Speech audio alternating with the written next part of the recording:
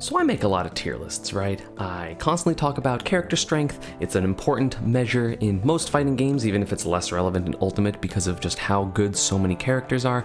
But I noticed there is a bit of a disconnect, and there's a couple of different ways that tier lists kind of manifest in people's brains. And I wanted to talk about both of them, talk about where I stand, and then at the end of this talk about a couple of differences in my personal tier list and the tier list of the other method. So, my method of tier lists is subscribing to the channel and then turning on notifications and ringing the bell. No, but on a serious note, tier lists are different. There's two ways to do tier lists. One is how good a character is in a tournament setting, which obviously is important, and that is what I actually don't do. I don't do tournaments or tier lists based on tournament stuff because a lot of it factors results into it, and I don't like to factor results as much into my tier lists. I do some, but I mostly talk about characters in terms of matchup spreads, strengths, and things that people should be doing, like not necessarily the incredibly difficult things and the things that are very unrealistic and like TAS level stuff for people to do, but things that characters should be doing. You should be able to follow DI and SDI and get a lot of your big combos.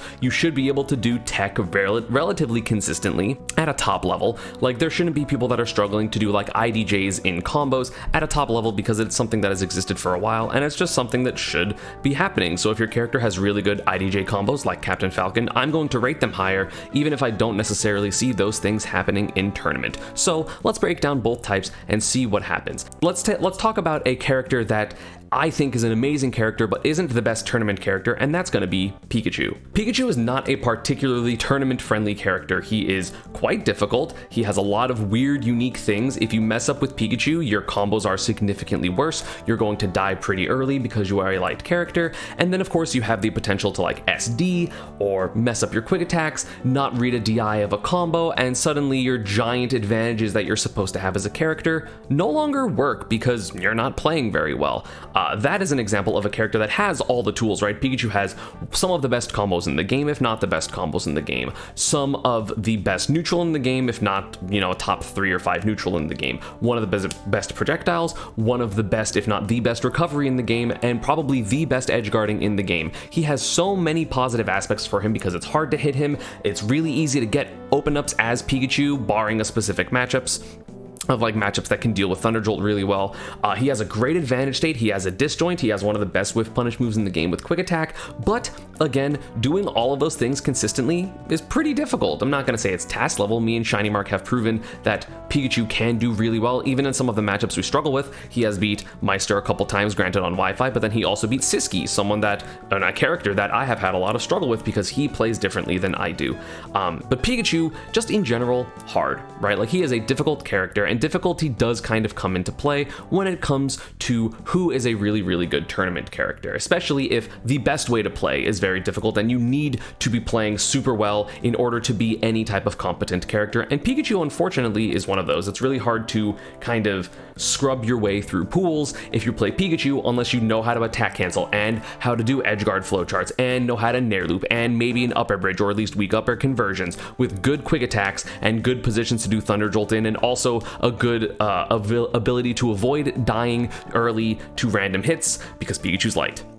That's a lot of skills that you need in order to automatically be like a good Pikachu, right? Whereas I feel like other characters that, let's say, I don't value super high, like Kazuya, granted, Kazuya is also theory broken because he has like invincible dashes, you can electric through things, but generally I have not put him as high on my tier lists before, although that's going to change in my newer one. He is quite a bit higher, but he's a great tournament character. Because one, you have to realize that in tournaments, people are scared of you.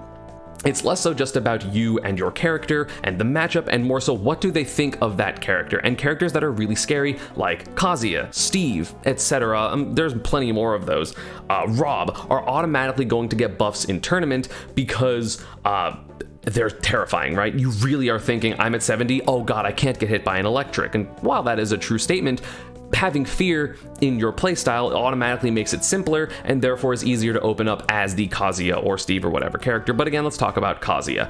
Kazuya does have a lot of flaws, right? His disadvantage isn't the best. It's not even probably, it's maybe like the middle ground of the game because he has a weird double jump, he has a bad air dodge, he has an armored down B, which is pretty good. Then of course up air is good for mashing out of combos, but it's still frame 4, not the fastest escape option. It's not, tied for a normal air dodge, a really good air dodge, or a really good combo escape, which are typically frames 3 to 1.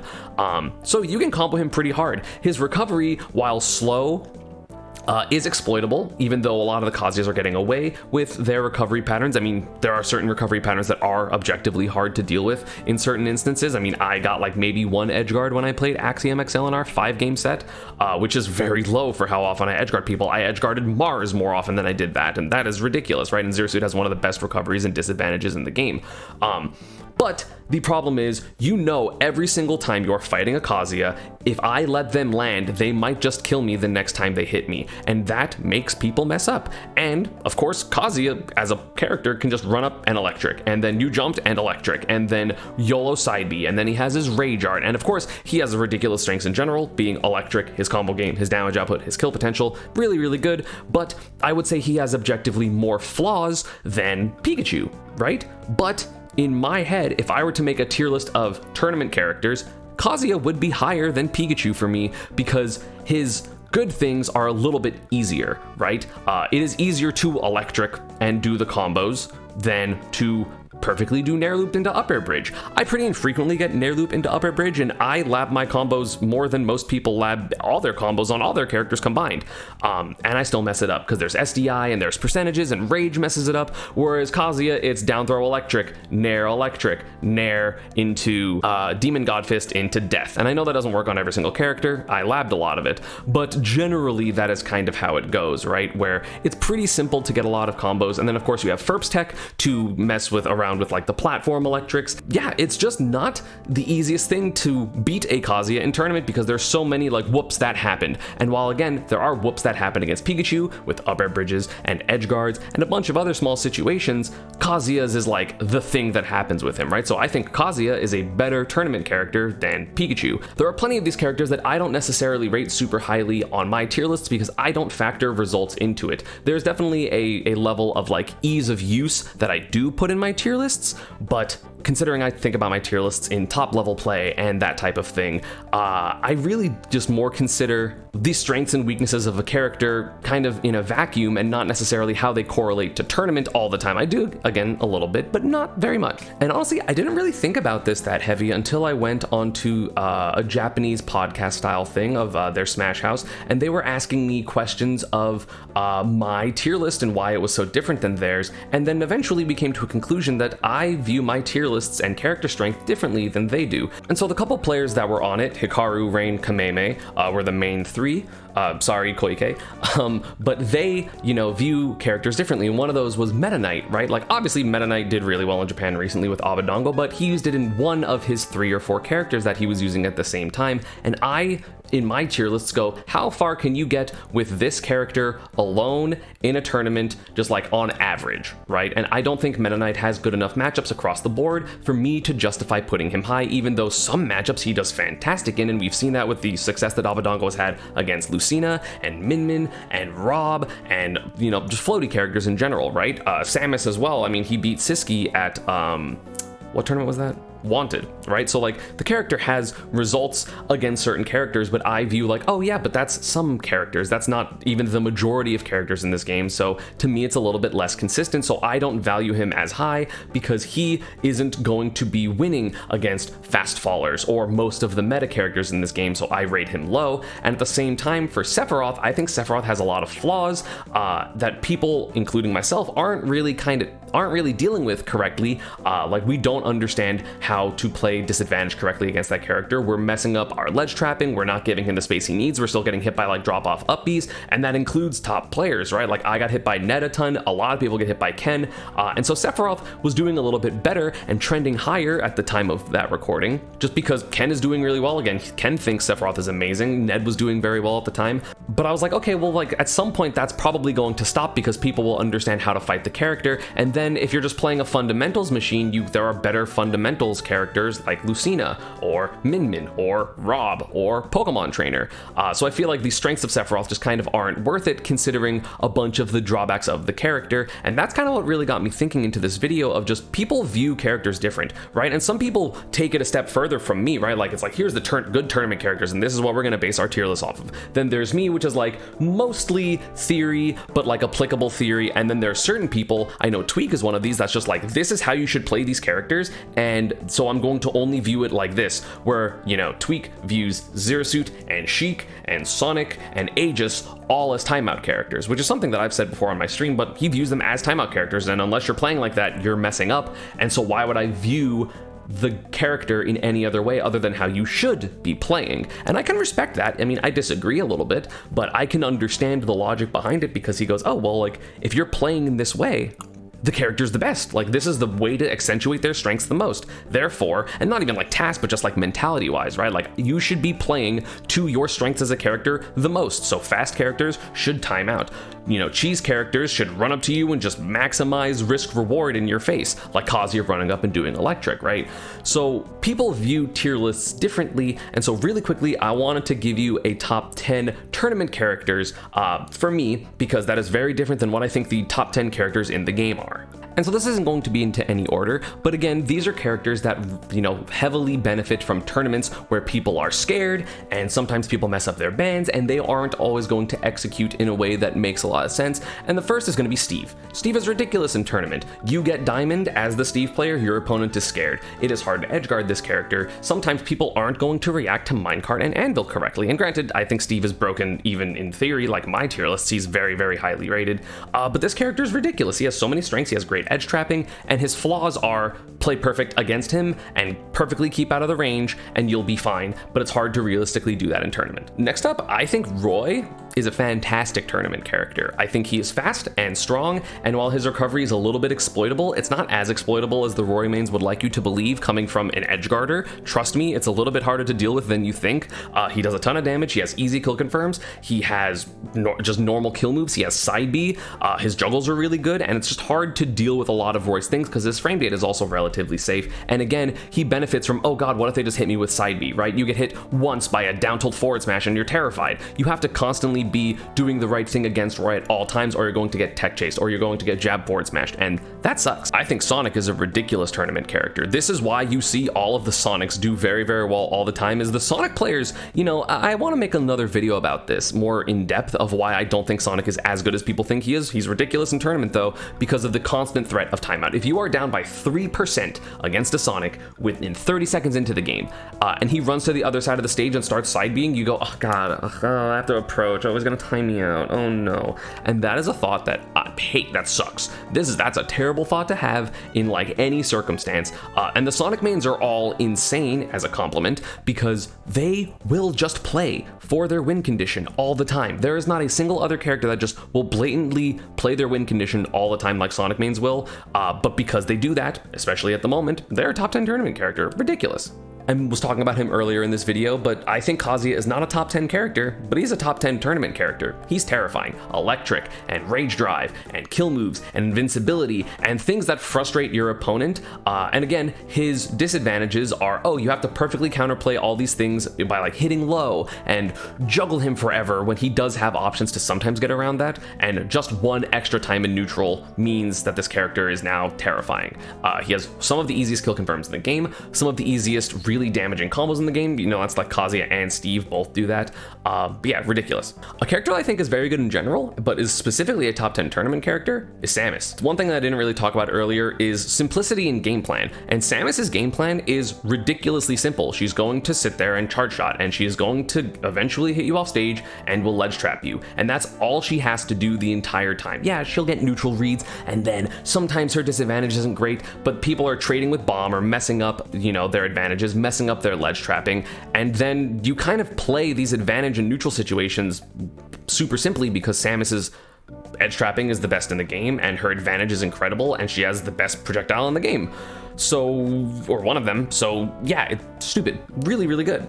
Another character that I don't think is top 10, and this is one of the like kind of disconnects in like thinking theoretically about matchups and stuff, and then also the output that they sometimes have, and that's Rob. Rob has amazing frustrating tools, down tilt, fair, gyro, nair. A back air to some extent, grab, like kill throws, down throw, up tilt, up air mix-ups in general. This character is ridiculous. Of course, in theory, like super theory, you're getting a bunch of zero deaths, so he's probably top 10 anyway, but even in current meta where most Robs aren't doing that, shoutouts to Anathema, he's still a ridiculous character, right? You have to deal with so much. You have to, one of the biggest things is like, oh, parry his nair or stuff it out. But if you mess that up 2 different times, that's 2 more times, kind of like what I said about Kazuya, that Rob gets back into neutral and then he can kill you at any point. And the fact that so many people will get hit by something with Rob, up tilt, up air, or Jiao confirms, just be like, oh my god, that was so stupid. Being able to do that to your opponent is like the most valuable tool ever, because he is a tilt machine. Most of these characters are tilt machines. Roy, honestly, the least of these at the moment. Tilting your opponent is super, super important, and Rob does that in spades. Even though we've seen a drop off of results, I still think Joker is a top 10 tournament character. He has some good combos, he has great mobility, he's frustrating, but of course he has Arsene. Anytime that you are hitting Joker, you are looking, oh god, is he gonna get Arsene soon? Oh god, I have to kill him before he gets Arsene. Oh god, I have to camp from this Arsene, and then you get back here in the corner and die. You are constantly worrying about this resource against Joker that the Joker player doesn't have to think about, other than I hope I don't get hit off stage when I get Arsene, because that recovery is worse. But then everything becomes better. He also has frustrating projectiles with gun and side B, even without Arsene. So it just becomes obnoxious to fight against him if you're constantly getting hit by side B, and he's constantly backdashing out of your way, and he's constantly low profiling his moves, or your moves, and then again, he's strong, right? He has even, non-Arsene Joker has a strong back air, good smash attacks, great kill confirms, good grabs, great empty jump, so it's hard to react to. He's constantly mixing you up, and then sometimes he gets Arsene and just destroys you at 60. So yeah, ridiculous. Absolutely, I think one of the best tournament characters in the game, who I also think is a top 10 character in general, is Pac-Man. T just did amazing at l'Odyssey, right?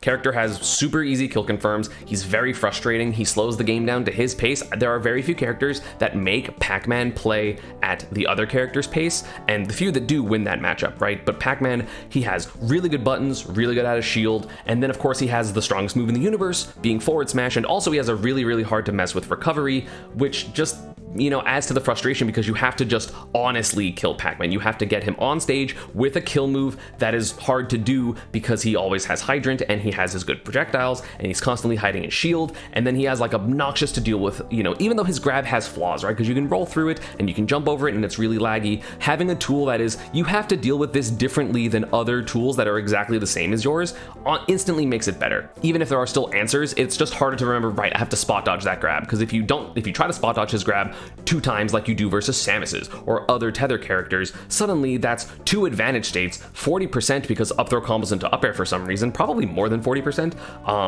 and then he's gonna just set up Hydrant, shoot, grab his projectile. So like, he camps you, which is annoying. He has great buttons, and he has kill confirms out the ass. It's very, very easy to kill with this character, and killing easily is one of the most important things you can have in tournaments, so that you're not letting your opponent live until 170, 180, which characters like Pikachu even do, even though again, I think Pikachu's broken.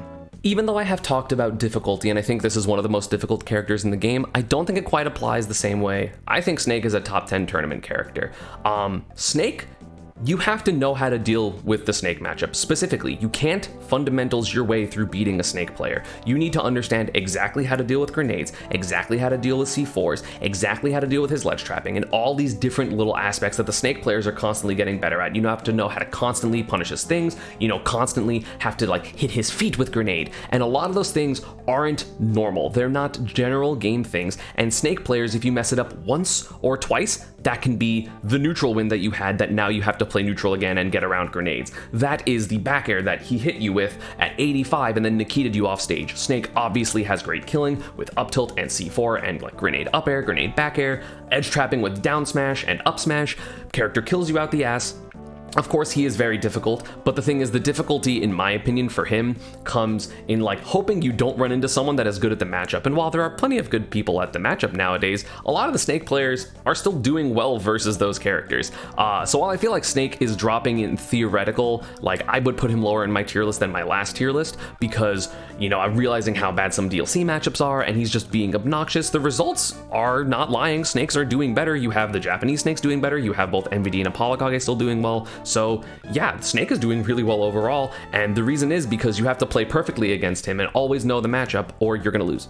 And of course, I think this is obvious, but I still saved it for last. The other top 10 tournament character, and again, this is no order, is Pyramithra. I do think that maybe potentially they're not technically a top 10 tournament character because you can just edgeguard them, but I feel like there have been enough people that have success with this character to, I think keeping them out of top 10 would be ridiculous for tournament characters. They're fast, they have simple combos, they have good damage, they have simple killing with Pyra. You have it's one of the best advantage states in the game that's pretty simple. You just have really, really strong tools in general, and the way to beat this is play your advantage state perfectly, know how to deal with the swinging of this character in disadvantage, which again is different than a lot of other characters because of the fast fallingness and foresight and the difference between swapping between Mithra and Pyra, as well as like, hey, you have to know perfectly how to edgeguard. And while I think top players are getting better at edgeguarding this character, there's still a lot of times that the character makes it back when they're not supposed to, again, including myself. So this character, at least right now, is easily a top 10 tournament character because their strengths are very, very obvious, and the weaknesses are you have to be really good at dealing with this character. And while I feel like everyone should generally know the super important meta-relevant matchups, sometimes it's hard, and sometimes someone plays differently. Like, I had to play against Black Twins at Big House, and he played so very differently than every other Aegis I've played in friendlies, including Shuton and Cosmos, probably the two best ones, right? But like, he should have beat me in my opinion, and you know, I think I'm pretty competent at that matchup because he just played so different than the other ones, and I missed a couple things, and then stopped missing things, and that's why I ended up bringing it back. But overall, he did a fantastic job. So yeah, I think this character is absolutely ridiculous in their strengths, and all of these characters have ridiculous strengths, and while some of them have flaws, especially like Kazuya and Rob and Snake and Aegis, their strengths are so obvious and so, like, not easy to do, but like, if you're a Snake player, you're gonna be good at throwing grenades, and you know your patterns, right? Like, even though it's hard to learn those, if you're confident enough to be like a competent Snake player, you know those things, right? You don't really have to be like, oh, I messed up this thing. You're probably gonna get all your B reverses, or most of them at least. But yeah, relatively simple to perform with, blatantly good strengths, very specific counterplay, and that is what kind of all of these show. Again, Roy's kind of the outlier, but Roy is just so goddamn good to me that it doesn't matter, and he's still top 10 for it, which is why there's a lot of good Roys. And I hope that made sense. If you're interested in me talking about like a breakdown of other things like this in terms of, you know, me even critiquing my last tier list, right, with this type of thing, I would more than be happy to, or I would love to, right? Also, I'm planning on doing a top 10 character list of like my type of tier list soon. I don't think there's been enough time for me to make an entire new tier list. That's probably going to be closer to like the end of November, so about a month from now. I want to let a couple of tournaments play out and stuff before I do that, but that will be coming relatively soon. Again, more videos on the way. Subscribe, turn on notifications. See you next time. Pikachu, busted.